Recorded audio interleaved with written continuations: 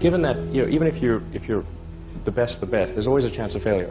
So I think it's important that you really like whatever you're doing. If you don't like it, life is too short. I'd say, and also if you like what you're doing, you think about it even when you're not working. I mean, it's something that your mind is drawn to, and if you don't like it, you just really can't make it work, I think. When you had that third failure in a row, did you think, I need to pack this in? Never. Why not? I don't ever give up. I mean, I'd have to be dead or completely incapacitated.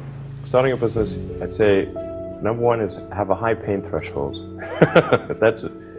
There's a friend of mine who's got a good saying, which is that starting a company is like eating glass and staring into the abyss. Okay, that's generally what happens, because when you first start a company, there's lots of optimism and things are great, and then so happiness at first is high.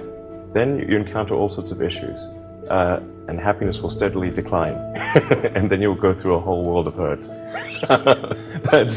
And then eventually, if you succeed, and in most cases you will not succeed, and Tesla almost didn't succeed, came very close to failure. Then if you succeed, then after a long time you will finally get back to happiness. I think too is you've got to make sure that whatever you're doing is a great product or service. It has to be really great. And I go back to what I was saying earlier, where if you're a new company, I mean, unless it's like some new industry or new market that, if it's an untapped market, then you have more ability to,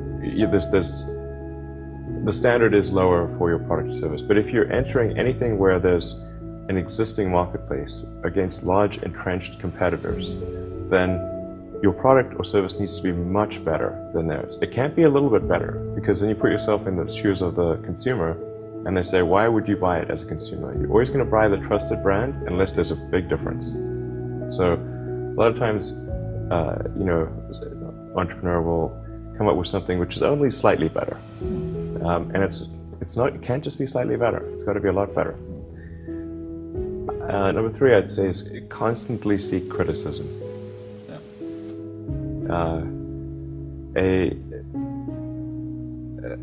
A well thought out critique of whatever you're doing is as valuable as gold.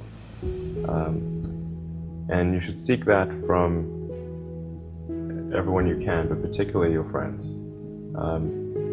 Usually your friends know what's wrong, but they don't want to tell you because they don't want to hurt you. So lift you up, sort of. Yeah. So they say, oh, I wouldn't encourage my friend, so I'm not going to tell him what I think is wrong with this product. Yeah.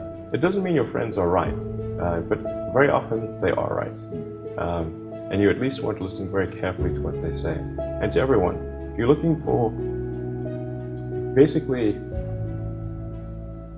you should take the approach that you're wrong. That you, the entrepreneur, are wrong. Your goal is to be less wrong.